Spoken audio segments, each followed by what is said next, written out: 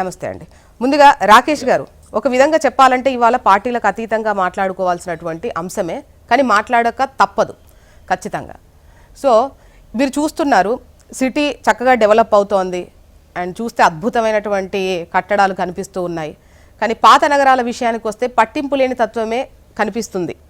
అంటే ఇది ఒక్క హైదరాబాద్కు సంబంధించనే కాదు, దేశవ్యాప్తంగా కూడా పాత నగరాల పరిస్థితి ఇదే అని అనిపిస్తోంది. అండ్ ప్రస్తుతం ఇక్కడ కాబట్టి దీనిపైన మాట్లాడండి. Good morning madam. Good morning. మీకు ప్యానల్లో ఉన్నటువంటి అమర్నాథ్ గారికి, అదేవిధంగా కిరణ్ యాదవ్ గారికి, అందరికి కూడా హెచ్ఎంటీ ప్రేక్షకులకు good morning. Good morning madam. First of all అంటే మీరు ఈ సబ్జెక్ట్ తీసుకున్నారు కాబట్టి ఈ సబ్జెక్ట్లో నేను ఎవరి మీద విమర్శలు చేయకుండా ఫస్ట్ కొన్ని అంటే మనం హెచ్ఎంటీ ద్వారా ప్రేక్షకులకు ఒక విజ్ఞప్తి చేద్దాం. నెంబర్ 1, మీరు అన్నట్టుగా గతంలో ఉన్న దానికి ఇప్పుడున్న నిర్మాణాలకు చాలా తేడా ఉన్నది. కానీ ఈ మధ్య కాలంలో ఇంటీరియల్ ఎక్కువ మనం పర్చేజ్ చేయడం, ఇంటీరియల్ ఎక్కువ డిజైన్ చేయడం కూడా జరుగుతుంది. ఇక్కడ ప్రధానంగా జరిగేటువంటి సమస్యలు ఏంటంటే మ్యాక్సిమం వెంటిలేషన్ లేకుండా మనం ఇంటిని నిర్మాణం చేయడం ఒక అంశం అయితే, రెండో అంశం ఏంటంటే మన విండోస్ అన్ని కూడా బ్లాక్ చేసి పెడుతున్నాం. ఏ విండో తీసుకున్నా కానీ దానికి గ్రిల్, స్టాండర్డ్ గ్రిల్ పెట్టడం, ఇవన్నీ ఒక అంశం అయితే, బాల్కనీ ఏదైతే ఉంటుందో బాల్కనీకి కూడా ఫిక్స్డ్ గ్రిల్ పెట్టేస్తున్నారు. అంటే ఎస్కేప్ ఛాన్స్ లేకుండా గ్రిల్ పెట్టేస్తున్నారు. ఇదొక అంశం. అండ్ నెక్స్ట్ వచ్చేసి మీరు అన్నట్టు కొత్తవి పాతవి అని కాదండి. ఏదైతే అంటే నేను చూసి అంటే రేణిగుంటలో ఒక ఇన్సిడెంట్ జరిగింది, తిరుపతి దగ్గర రేణిగుంటలో ఒక ఇన్సిడెంట్ జరిగింది.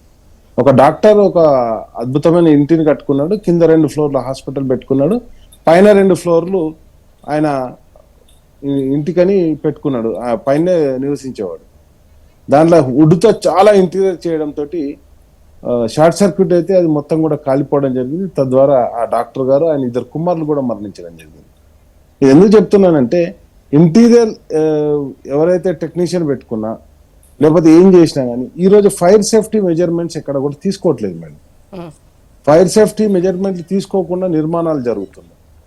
కాబట్టి ఇప్పుడు ప్రధానంగా మనం ప్రభుత్వానికి చేసే విజ్ఞప్తి ఏంటంటే ప్రతి ఒక్కరు కూడా ఫైర్ సేఫ్టీ పెట్టుకోవాలి కంపల్సరీ అని చెప్పేసి ఒక విజ్ఞప్తి చేయడం మేడం. అదేవిధంగా నిన్న మనం చూస్తే అంటే ఏసీ కంప్రెషర్ పేలింది, అదేవిధంగా సిలిండర్ పేలింది అని చెప్పేసి నిన్న చెప్పడం జరిగింది. బట్ ఆ తర్వాత అది షార్ట్ సర్క్యూట్ అని చెప్పేసి క్లారిటీకి వచ్చారు. నేను ఏమంటున్నానంటే మేడం, అది షార్ట్ సర్క్యూటా, ఏసీ కంప్రెషర్ పేలిందా, సిలిండర్ అంటే దానికి ఎట్లా ఇంపాక్ట్ అయింది అనేది మనం చూద్దాం. కానీ ఇక్కడ మరణించింది మాత్రం మాక్సిమం అందరూ కూడా అంటే డాక్టర్లు చెప్పింది అయితే నిన్న అందరూ పొగ లంగ్స్ లోకి వెళ్ళడం ద్వారా మరణించడం జరిగిందని చెప్పడం జరిగింది. కాబట్టి ఇంటికి ఎక్కడా కూడా మన ఇంట్లో ఉంచేది పొగ పోకుండా లేకపోతే ఇంటి మొత్తం కూడా బ్లాక్ చేసి పెట్టుకోవడంతో ఈ సమస్యలు ఉత్పన్నం అవుతున్నాయి. కాబట్టి ప్రతి ఒక్కరు యాజ్ ఏ సివిల్ ఇంజనీర్ గా నా విజ్ఞప్తి ఏంటంటే కన్స్ట్రక్షన్ చేసేటప్పుడు మనం ఇంటీరియర్ ఎంత పెట్టుకోవాలని వుడ్ మాక్సిమం వుడ్ను వాడడం జరుగుతుంది. కానీ ఆ వుడ్ అంత అంటే ఏ విధంగా ఉంటుంది, దాంతో రేపు పొద్దుగల ఫైర్ యాక్సిడెంట్ అయితే ఏంటి పరిస్థితి అనేది ఇంటీరియర్ మీద ఎక్కువ కాన్సన్ట్రేషన్ చేస్తూ సేఫ్టీ మీద తక్కువ కాన్సన్ట్రేషన్ చేస్తున్నారు మేడం. ఇది నాకు జరగది అనే ఒక కాన్సెప్ట్ తోటి వెళ్తున్నారు. అది సరైన పద్ధతి కాదు. కాబట్టి కంపల్సరీ ప్రతి ఒక్కరు కూడా ఫైర్ సేఫ్టీ మెజర్మెంట్ తీసుకోవాలి. ఇక్కడ ఒక అంశం అయితే, ఇక్కడ ప్రధానంగా ఇంకొక అంశం చర్చకు వచ్చింది మేడం నిన్న. అంటే నిన్న ఏదైతే వాళ్ళు బాధితులు ఉన్నారో కనీసం అంబులెన్స్ రాకపోవడం, అదేవిధంగా ఫైర్ సిబ్బందికి ఆక్సిజన్ మాస్కులు లేకపోవడం, రిస్క్ చేసే ఫెసిలిటీ లేకపోవడం. ఈరోజు ప్రపంచ అందాల పోటీలు జరుగుతున్నటువంటి హైదరాబాద్లో నిజంగా ఇలాంటి సిచ్యువేషన్ జరుగుతుంది అని చెప్పేసి అంటే నేను ఏమంటున్నానంటే అందాల పోటీలు పెట్టడం తప్పని అనట్లేదు. కానీ ఈరోజు వాళ్ళు ఉన్న దగ్గర ఎక్కడన్నా ఈ ప్రాబ్లం వచ్చినా కానీ ఈ ఫైర్ సేఫ్టీ ఇంతే ఉంటే it's not a good madam. ఎందుకంటే మనం రెగ్యులర్ గా సమ్మర్ లో ఫైర్ సేఫ్టీ ప్రికాషన్స్ తీసుకోవాలని ప్రతిసారి చెప్తూనే ఉంటాం. అంటే రాకేష్ గారు నిన్న ఫైర్ సిబ్బందికి సంబంధించిన ఆఫీసర్ మాట్లాడుతూ ఈవెన్ క్వశ్చన్ చేశారు, జర్నలిస్టులు క్వశ్చన్ చేసినప్పుడు మీరు ఆలస్యం అవ్వడం వల్లే ఇంత పెద్ద ప్రమాదం జరిగింది అని అన్నారు. లేదు, మాకు 6:16 సమాచారం వస్తే 17కు అలర్ట్ అయిపోయి వితిన్ 5 మినిట్స్లో అక్కడికి వచ్చింది. ఇక్కడ మాది ఆలస్యం కాదు, మేము కరెక్ట్ అంటే స్పాట్కి కరెక్ట్గానే వచ్చాము అని చెప్పేసి వాళ్ళు వివరణ కూడా ఇచ్చారు. మేడం నేను ఏమంటాను అంటే ఏ అధికారి కూడా నేను తప్పు చేశానని ఒప్పుకోడు మేడం.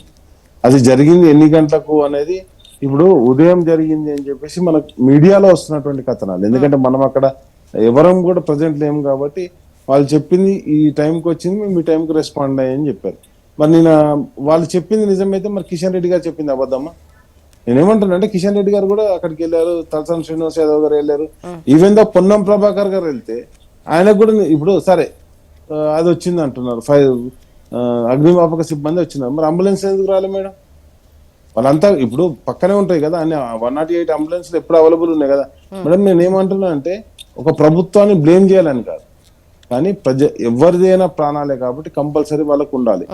మా ప్రభుత్వం ఉన్నప్పుడు మేడం గిఫ్ట్ స్మైల్ కింద కేటీఆర్ గారు ఏదైనా గిఫ్ట్ ఇస్తా అంటే గిఫ్ట్ కాదబ్బా ఏదైనా సొసైటీకి చేయండి అంటే 108 వాహనాలను ఇవ్వడం జరిగింది. అదే విధంగా ఇప్పుడు నేనేమంటున్నా అంటే ఇది జరిగింది కాబట్టి మనం మాట్లాడుకోవడం కాదు మేడం, జరగకుండా ఉండాల్సింది అనేది మన కాన్సెప్ట్. ఒకటి బిల్డింగ్ ఎవరైతే ఓల్డ్ సిటీలో కావచ్చు, పాత బిల్డింగ్ లేనా కొత్త బిల్డింగ్ లేనా ఒకటే ప్రికాషన్ తీసుకోవాలి, వెంటిలేషన్ జరగాలి, అక్కడ ఉన్నటువంటి మీరు ఇంటీరియర్ మీద దృష్టి పెట్టాలి. ఇల్లంతా కూడా కబోర్డ్లతో నింపి ఆ కబోర్డ్లలో బట్టలతో నింపి ఇంటీరియర్తో నింపితే అసలు ఉండడానికి ప్లేస్ ఉండట్లేదు మేడం. అంటే నిజంగా చెప్తున్నా, ఎవరైనా ఇంటికి పోతే ఒక్కోసారి చూస్తే అంత ఇంటీరియర్ నింపేస్తున్నారు మేడం. సోఫాలు అండ్ అంటే డిజైనింగ్స్ అంటే చెయ్యడం తప్పని అనట్లేదు, బట్ అదే క్రమంలో ఎక్కడ కూడా సేఫ్టీ అస్సలు ఆలోచించట్లేదు. అంటే ఇది ఈ పొగతోటి అంటే నేనేమంటున్నా అంటే ఇంటీరియర్ మీద పెట్టినటువంటి కాన్సన్ట్రేషన్ అది వాళ్ళ లైఫ్ లో మీద కూడా పెట్టాలని చెప్పేసి నా